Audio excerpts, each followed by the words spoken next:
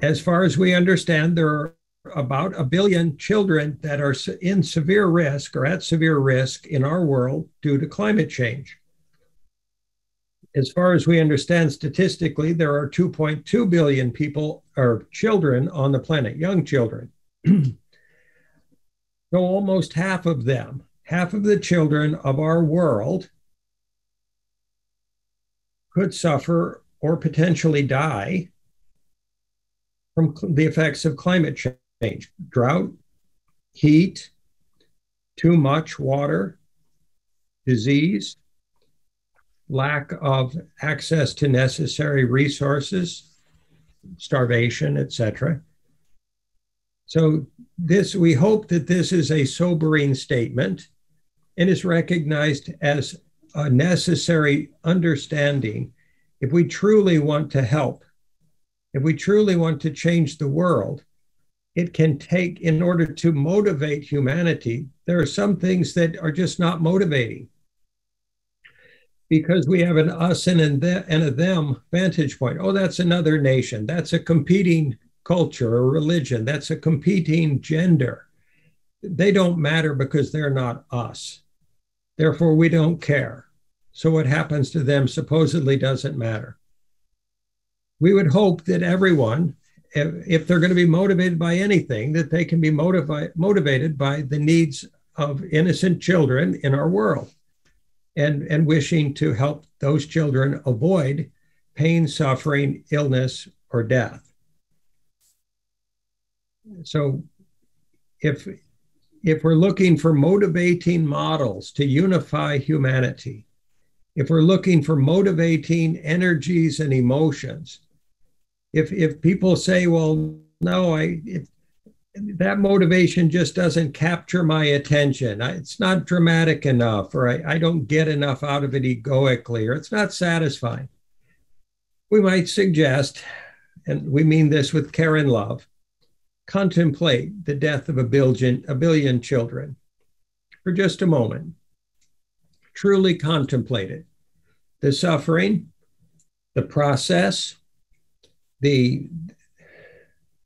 whether it's slow or rapid, whether it's painful or quick. What does it mean to you as a human being, or as a man or a woman, or as an adult, or as a parent?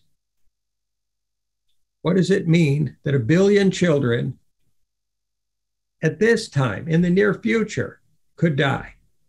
Now, that's just now, by the way. If we don't deal with climate change, does it make sense that billions could die? Children and adults. If you can't find a motivational energy or emotion in that understanding, might we suggest that meditation on this topic is vitally important for you as a soul? It is vital that if we're going to unite humanity, we must have ways to motivate humanity. It's a shame that it would take the potential death or destruction of our natural world to motivate us, to wake us up from our egoic sleep and our narcissistic preferences and our Western lifestyle addictions.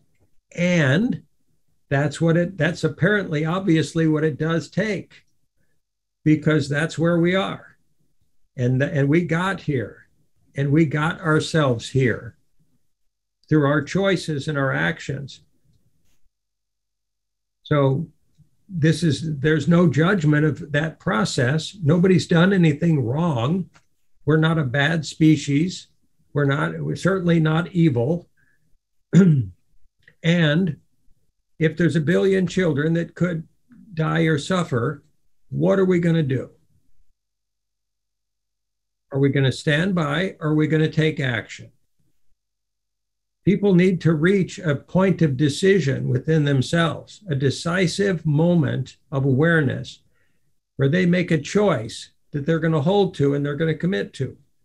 We're hoping to help, not to drive or motivate or anything like that. We're hoping to help anybody and everybody who hears this segment of this presentation to get to that choice point within themselves, that decisive, committed, long-term understanding that says, my pains and my suffering matter. I've got challenges in my life. I don't know how I'm going to deal with them. I'm doing my best. I don't know what tomorrow holds. And a billion children could die. And what am I going to do? How am I going to change my choices, my behaviors, my decisions in the face of that statistic, in the face of that reality, in order to change that potential future reality, in order to ensure that it doesn't happen? And every single individual person's process matters in that regard. How we make our choices day by day matters. It just like if we go out and we've got COVID and we don't wear a mask and we go cough all over everyone at the grocery store, we're choosing to threaten the lives of others. If we believe that COVID exists and viruses exist and we exist as a species, you can go into denial about anything. You can say, oh, it's all a dream, so it really doesn't matter. If nobody's really going to die, so who cares? I'm just going to have fun. If you choose to do that, if you choose to step outside of self-accountability and outside of devotional focus on understanding your part in the play, the process of God, that's up to you. That'll be your choice. It will be honored because all free will is. This is not a guilt trip.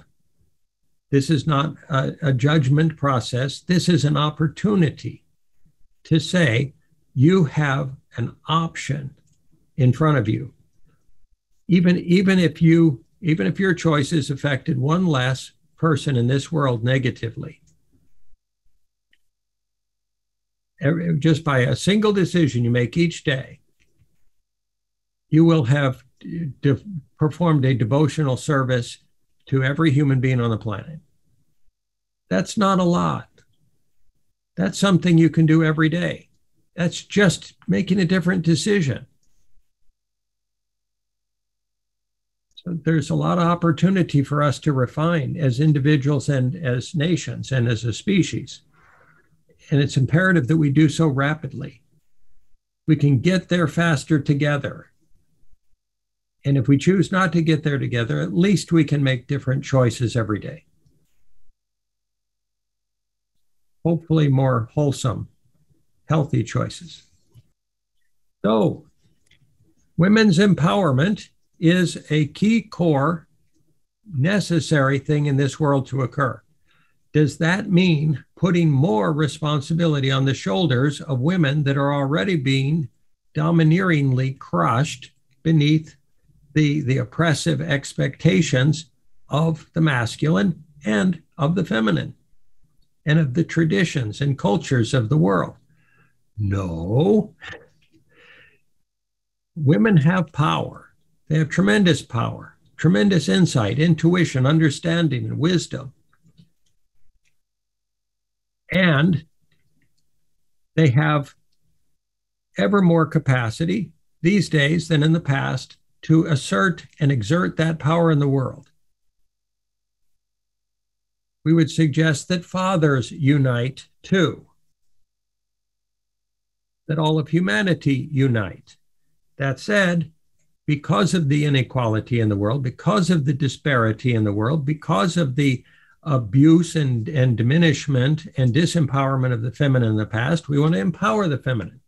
And we would ask that if the feminine chose, that some of that empowerment be applied in a united way for service to the children of our world and for service, of course, to the ecosystem.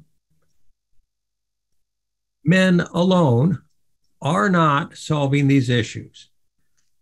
If there's anything we can prove in this whole world, we can prove that.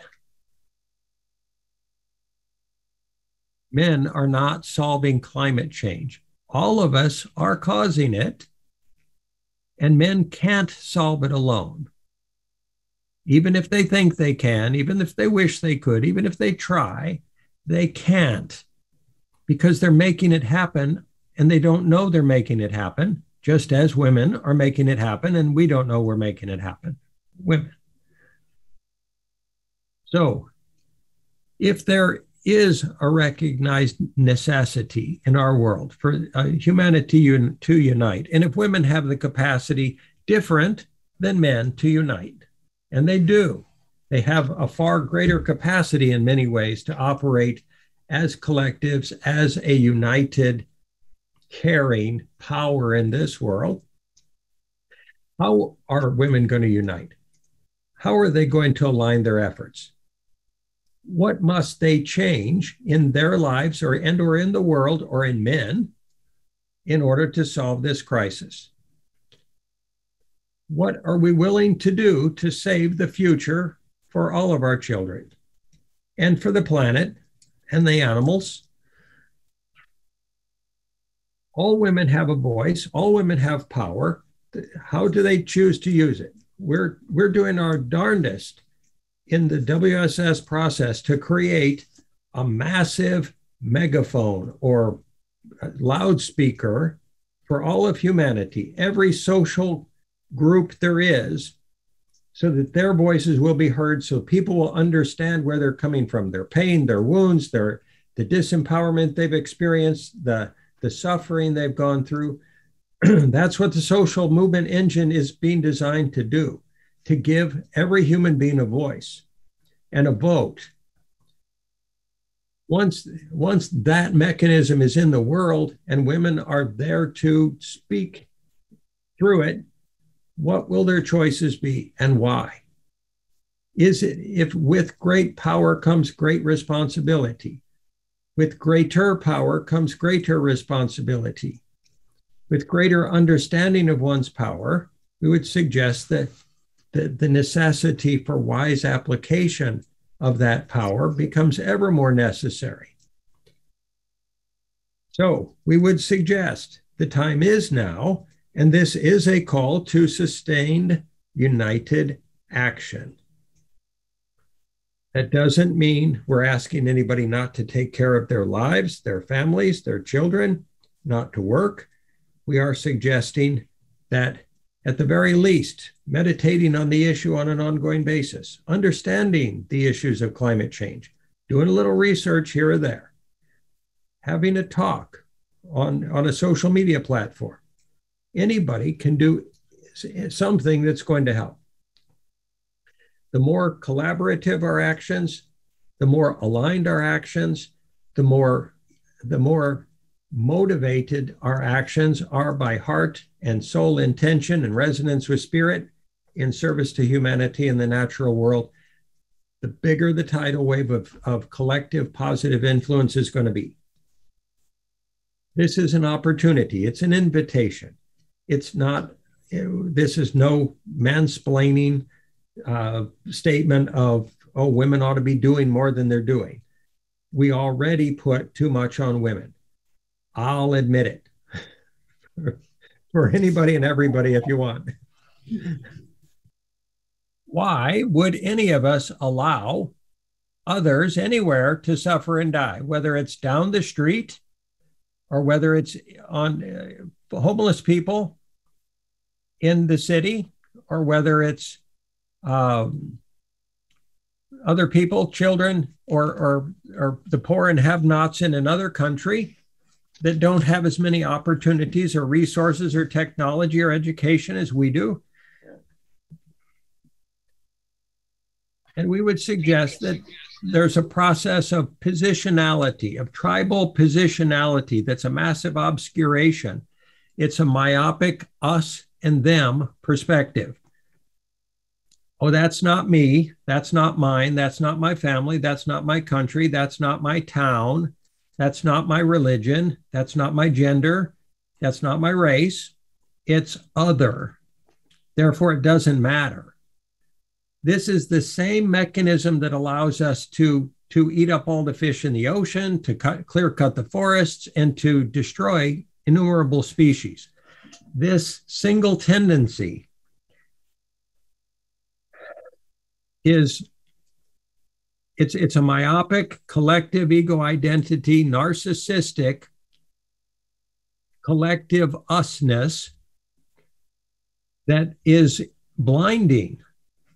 It keeps us from understanding and empathetically and compassionately seeing the suffering of others and valuing it as equal to our own. So it creates a projected dynamic of dismissiveness and not identifying, because we try to relate to others through identity. Oh, I can't relate to that. My ego can't relate to your pain and suffering. I'm going to rationalize that your pain and suffering doesn't matter because my ego can't relate to it. It doesn't mean you're not in pain and suffering. I'm just not going to allow myself to see it because I'm enclosed in my little bubble of ego process. So we would devalue the pain of perceived other and value our own pain and suffering. In 9/11, when we had thousands of people die in the Twin Towers, we felt a collective tribal pain and loss and fear and trauma.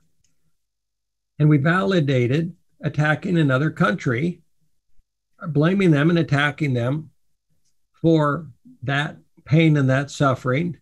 So we moved as a collective tribal ego. We're not advocating nor neither condemning nor condoning war or the Iraq battles or any of that. We're only suggesting that this dynamic of collective experienced pain is often utilized as our reason, our perception of our own victimhood to become perpetrator, rather than to preemptively, proactively understand the pain of everyone else in the world and care about it, and then do something to alleviate it so that they're not in such pain that they come over here and try to terrorize us and hate us for having more than they do.